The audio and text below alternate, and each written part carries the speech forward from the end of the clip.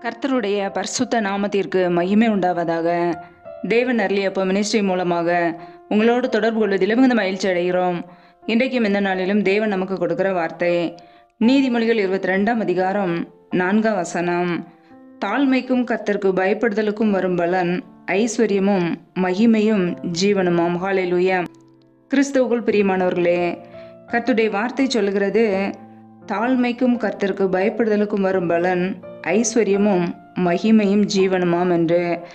பிரியமானவர்களே, நம்முடைய வாழ்க்கையிலே நாம் தாழ்மையோடு வாழும்போது, கர்த்தரை குறித்த பயத்தோடு வாழும்போது நம்முடைய குடும்பம் ஆசீர்வதிக்கப்படும். நம்முடைய குடும்பம் ஆசீர்வதிக்கப்படும் போது ஐஸ்வர்யம் காணப்படும். கர்த்தரின் ஆசீர்வாதமே ஐஸ்வர்யத்தை தரும் என்று வேதம் சொல்கிறது.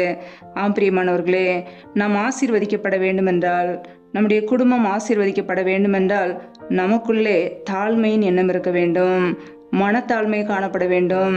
நாம் தாழ்மையோடு வாழும்போது கர்த்தர் நிச்சயமாய் நம்மை ஆசீர்வதிப்பார். ஹல்லேலூயா. கர்த்தரை குறித்த பயம் நமக்குள்ளே இருக்க வேண்டும். தீமையை வெறுப்பதே கர்த்தருக்கு பயப்படும் பயம் என்று வேதம் சொல்கிறது. பிரியமானவர்களே, தீமையான காரியங்களை கர்த்தருடைய பிள்ளைகள் வெறுத்து வாழ வேண்டும். நம்முடைய வாழ்க்கையிலே தேவனுக்கு பிரியமில்லாத காரியங்கள், துன்மார்க்கமான காரியங்கள், பாவமான காரியங்கள், இச்சையான காரியங்கள், ஒவ்வொரு நாளும் தேவனுக்கு பிரியமில்லாத காரியங்களை வெறுத்து, தீமைகளை வெறுத்து நாம் வாழ வேண்டும். நன்மை செய்ய யோசிக்கும் பொழுதோ கர்த்தர் அவருடைய கிருபைகளை நமக்கு கொடுக்கிறார். ஒவ்வொரு நாளும் தீமையான காரியங்களை வெறுத்து நாம் வாழும்போது நம்முடைய குடும்பத்திலே கர்த்தருடைய நன்மைகள் தங்கியிருக்கும். கர்த்தருக்கு பயப்படுதலுக்கும் வரும் பலன் ஐஸ்வர்யமும் மகிமையும் ஜீவனுமாம். பிரியமானவர்களே, கர்த்தரை குறித்த ஒரு பயத்தோடு தீமை விட்டு விலகி வாழும்போது, நன்மை செய்யும்போது நம்முடைய குடும்பம் ஆசீர்வதிக்கப்படும். நாம் இந்த பூமியிலே நீடித்த நாட்களாய் வாழ முடியும். கர்த்தர் நமக்கு நீடிய ஆயுளை தருவார். ஒவ்வொரு நாளும் கர்த்தருடைய பிள்ளைகள் தாழ்மையோடு வாழ்கிறோமா, கர்த்தரை குறித்த பயத்தோடு வாழ்கிறோமா என்று சொல்லி நம்மை நாமே சற்று ஆராய்ந்து பார்க்க வேண்டும். ஹல்லேலூயா. வேதத்திலே நாம் பார்க்கிறோம், நீதிமொழிகள் 15ஆம் அதிகாரம் 33ஆம் வசனத்திலே மேன்மைக்கு முன்னானது தாழ்மை என்று வசனம் சொல்கிறது. பிரியமானவர்களே, மேன்மைக்கு முன்னானது தாழ்மை. நம்முடைய வாழ்க்கையிலே மேன்மை வரப்போகிறது என்றால், உயர்வு வரப்போகிறது என்றால், அதற்கு முன்பாக நாம் தாழ்மை உள்ளவர்களாய் தாழ்த்துகிற ஒரு அனுபவம் நமக்குள்ளே காணப்பட வேண்டும். அப்பொழுது கர்த்தர் நம்மை உயர்த்துவார். ஹல்லேலூயா. தாழ்மை உள்ளவர்களுக்கு கிருபையை கொடுக்கிறார். கர்த்தருக்கு முன்பாக தாழ்மைப்படும் போது அவர் நம்மை உயர்த்துகிறார்.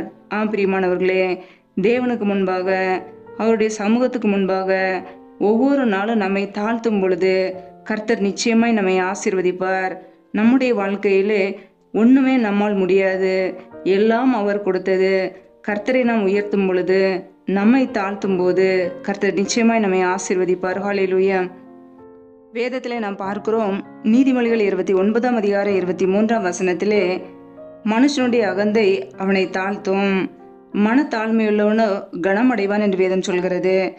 பிரியமானவர்களே, ஒரு மனிதனுடைய வாழ்க்கையிலே அகந்தை வரும் பொழுது அவன் உயர்வுகளை பெற்றுக்கொள்ள முடியாது. மனத்தாழ்மையோடு வாழும்போது கனம் அடைவான், உயர்வை பெற்றுக்கொள்ள முடியும். பிரியமானவர்களே, நம்முடைய வாழ்க்கையிலே அகந்தை என்கிற சுபாவம் நமக்குள்ளே வந்துவிடக்கூடாது.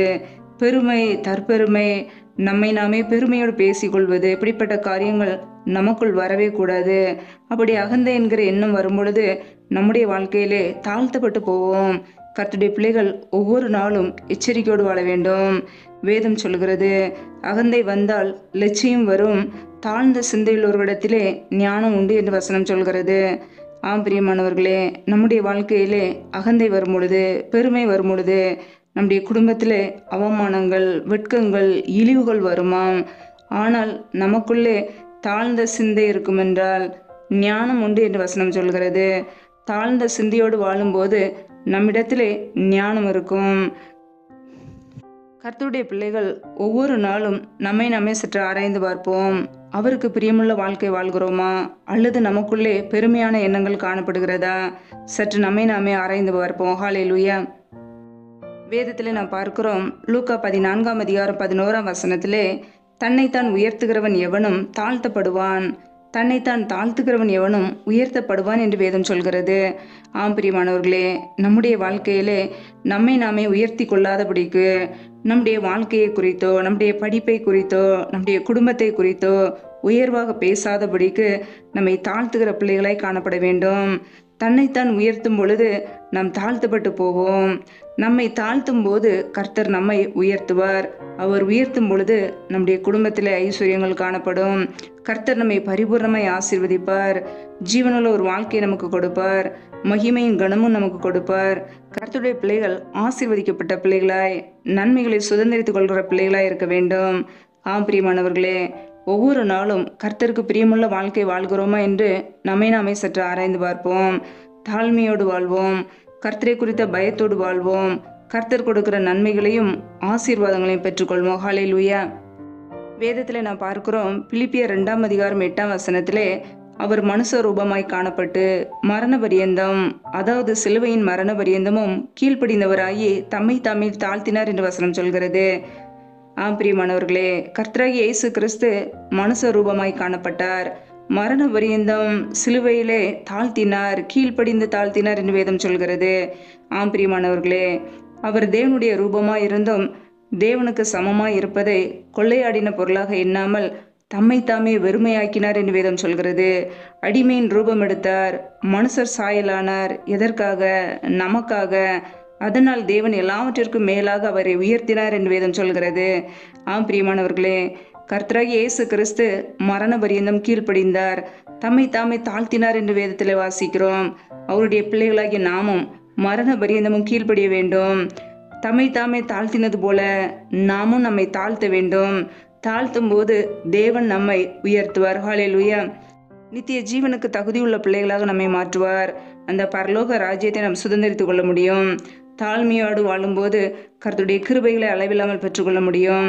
தாழ்மைக்கு வரும் பலன் ஐஸ்வர்யமும் மகிமையும் ஜீவனுமாம். பிரியமானவர்களே, தாழ்மையோடு இருந்து கர்த்தர் கொடுக்கிற ஆவிக்குரிய ஆசீர்வாதங்களையும் இந்த உலக ஆசீர்வாதங்களையும் பெற்றுக்கொள்வோம். கர்த்தர் நம்மோடு கூட இருந்து நம்மை வழி நடத்துவார். ஹல்லேலூயா. கர்த்தர் தாமே இந்த வார்த்தையின்படி உங்களை ஆசீர்வதிப்பாராக. ஆமேன். நம்மை நாமே அவருடைய சமூகத்திலே அர்ப்பணித்து ஜெபிப்போம். ஜெபம். எங்களை அதிகமாய் நேசிக்கிற எங்கள் அன்பின் பரலோக பிதாவே, மை துதிக்கிறோம், ஸ்தோத்திரிக்கிறோம். அப்பா, இந்த நாளிலும் கூட உடைய வார்த்தைகளோடு எங்களோடு பேசினீர, அதற்காக உமக்கு ஸ்தோத்திரம், ஸ்தோத்திரம், ஸ்தோத்திரம். யாரெல்லாம் இந்த வார்த்தைகளை கேட்டு பிள்ளைகள் இணைந்திருக்கிறார்களோ அந்த ஒவ்வொரு குடும்பங்களையும் உடைய கரங்களிலே அர்ப்பணித்து ஜெபிக்கிறோம். ஒவ்வொரு குடும்பங்களையும் ஆசீர்வதிப்பீராக, பலப்படுத்துவீராக, உடைய நன்மையினால் நிரப்புவீராக. பிள்ளைகள் செய்கிற வேலைகள், தொழில்கள், வியாபாரங்கள் எல்லாவற்றையும் ஆசீர்வதிங்கப்பா. கையின் காரியங்களை பெருக பண்ணுங்க. தொழில், வியாபாரம் எல்லாவற்றையும் ஆசீர்வதிங்க. கையின் பிரயாசங்களை வர்த்திக்க பண்ணுங்க.